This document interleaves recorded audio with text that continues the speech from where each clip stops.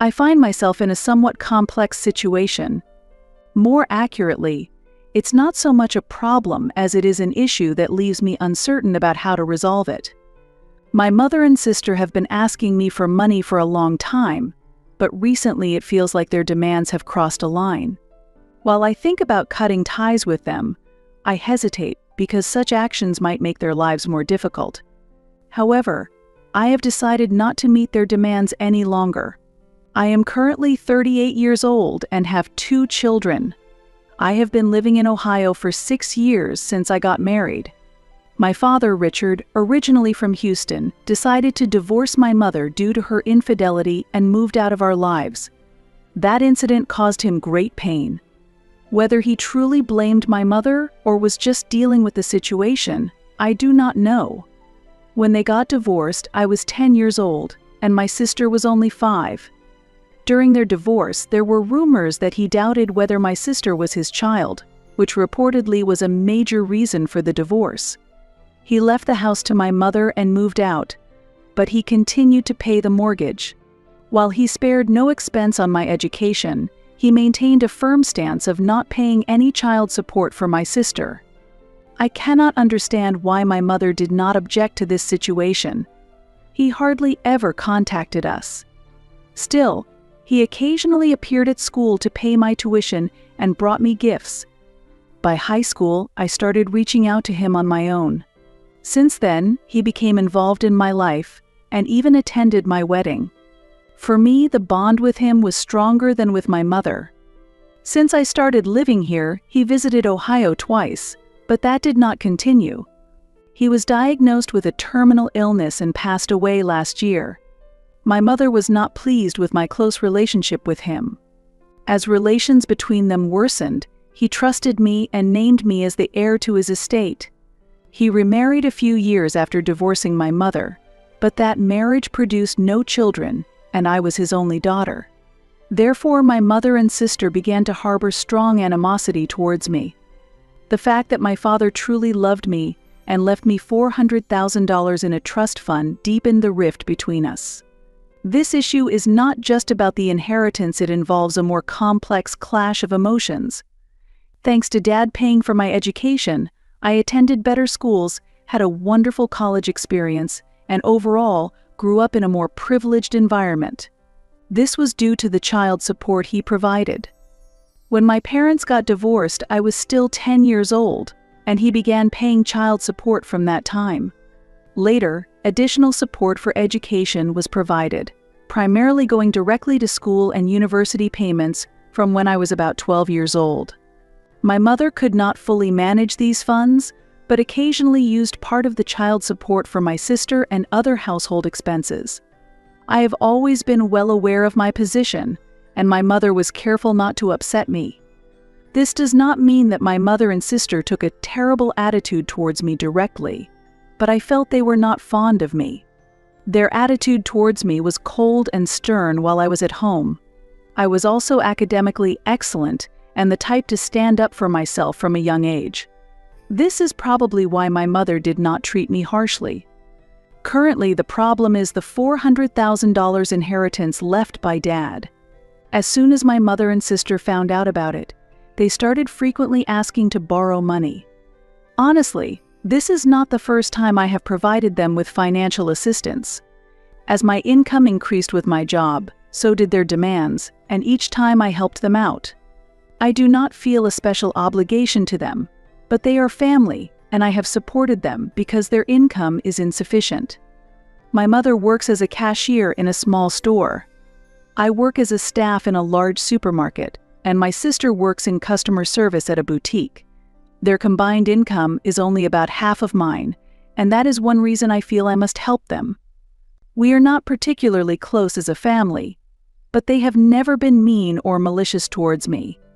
A few months ago, my mother called me and talked about wanting to renovate the house. The walls, ceiling, and floors were significantly damaged from years of use.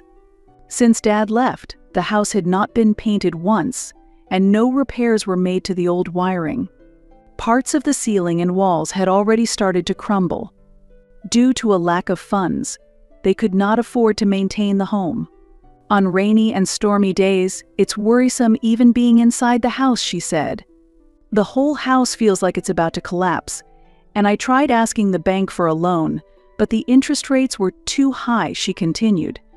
It was clear what she was seeking. My mother wanted financial support from me for the house repairs. Honestly, that conversation was very awkward. It was clear what she wanted, but we never had a frank discussion about the topic. After that conversation, I started avoiding calls from my mother. Usually she calls me about once a month, but this time she was reaching out 3 or 4 times a month.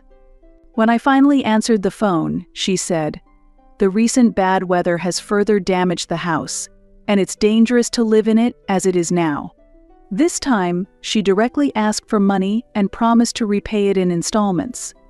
When I asked, "How much money are you thinking of?" she answered, $100,000. I was shocked by the amount and firmly told her, "I can't lend that much money." Then, she casually brought up the topic of inheritance.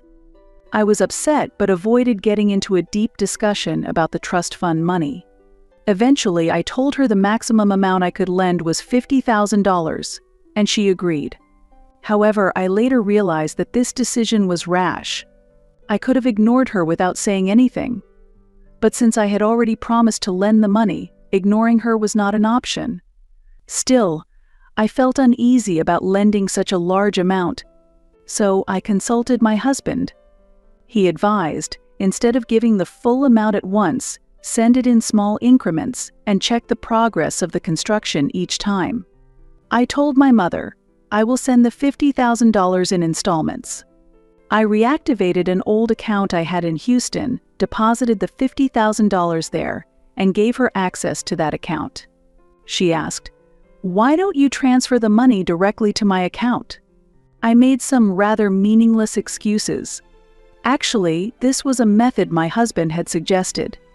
It has been 2 months since I started lending money to my mother. Recently, I heard from a friend, not from my family, that my sister is getting married. My friend's husband is a wedding planner, and he told me that my sister was arranging a lavish wedding through his agency. My sister did not know that I was friends with them.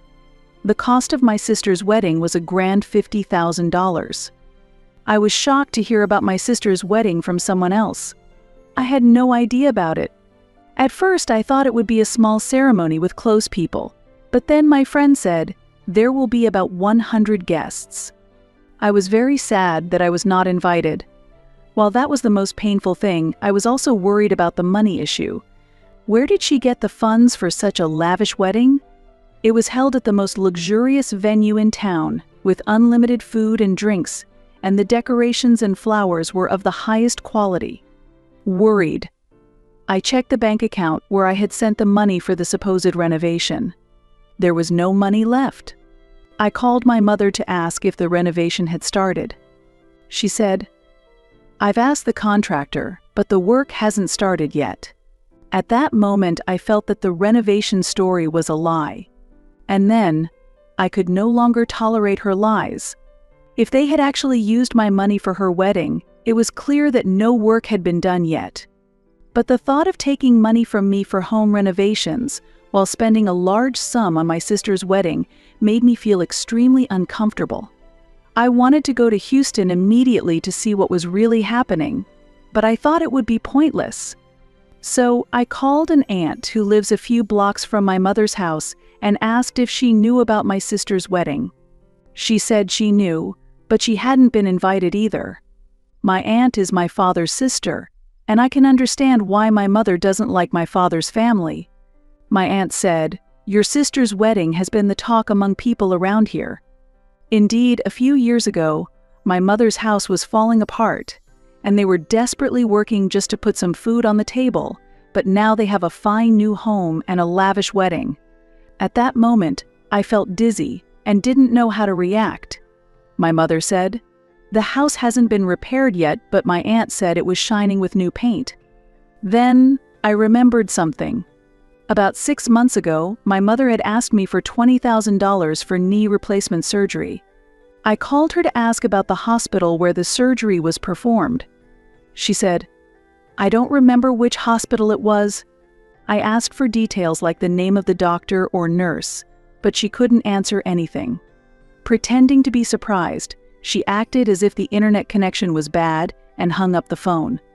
When I called again, her phone was off for a while, and she didn't respond after that. So, I sent her a text message. However, my message was left unread for days. That's when I finally confirmed that she was lying. The money I gave for the supposed surgery was used for the house repairs, and the money she asked for the repairs was actually used for my sister's luxurious wedding. My aunt further revealed, "Your sister's engagement party was held in the backyard of the family home, where wine was used abundantly to decorate throughout the house." I felt as if I were trapped in deep darkness. I had no idea they were living such a luxurious life while pretending to be poor in front of me and siphoning my money without permission. I then understood they were being kind because they were after my money, but I never expected them to tell such terrible lies to get money from me. If they had been honest with me, it wouldn't have hurt so much. After that, I decided to completely ignore them. I also stopped transferring money to the Houston account. Even when my mother called, I did not answer, nor did I reply to her text messages. Then, suddenly my sister, who hadn't contacted me for years, called, but I did not respond. My relationship with them is over. I no longer intend to engage with their lies and manipulations. What does it matter that I earn more than they do, or that my father left them nothing from his estate? That doesn't give them the right to do what they did. They were just siphoning money from me and deceiving me. When I completely ignored their contacts, my mother called my husband. He inadvertently ruined everything. I had asked him beforehand not to respond to their calls or emails, yet he answered my mother's call. "She is ignoring me," my mother said, crying. Then, she continued, "I needed the money for the renovation." But she broke her promise in the middle of it. My husband accidentally told the truth. I wanted to hit him at that moment. He said I had already known the truth, that my mother had been financially exploiting me for a long time, and that the money was supposed to be used for my sister's wedding, which is why I cut off the relationship. After that call, my mother sent numerous apology emails. "It's all a misunderstanding, and I'm just repaying someone else's money with yours for the house repairs," she said. Of course, this was a complete lie, and as the calls and messages continued non-stop, I sent a message saying, "I will answer the phone if you promise to tell the truth." My mother replied, "Understood," so I called her. Then, she began to tell the truth. My sister wanted a lavish wedding but didn't have enough money for it, so she decided to ask me for money. It was my sister's idea to use the house repairs as a reason to get money from me. They knew I hadn't been to Houston for years and hadn't been in touch with anyone, so they thought I wouldn't notice that the house had already been repaired. "Why didn't you just ask directly for money for the wedding from the beginning?" I asked. She said it was because my sister didn't want that. She further said, "The house was quite damaged, and your sister's fiancé's parents were planning to visit, so we needed to repair it quickly." They couldn't think of a good excuse to get the money from me quickly, so in a panic, my mother called and said, "The doctor recommended emergency knee replacement surgery," and I immediately transferred the money. I remained calm on the phone, but deep inside, I felt profound sadness that my own mother was deceiving me for her benefit. I understand that my mother is financially struggling, but using that as a reason to emotionally manipulate and extort money from me is not acceptable. After knowing all the facts, I couldn't stop crying after hanging up the phone. I don't remember the last time I cried so much. Perhaps it was when my father died. That day, I especially missed my father terribly. He was the only one who loved and cared for me unconditionally.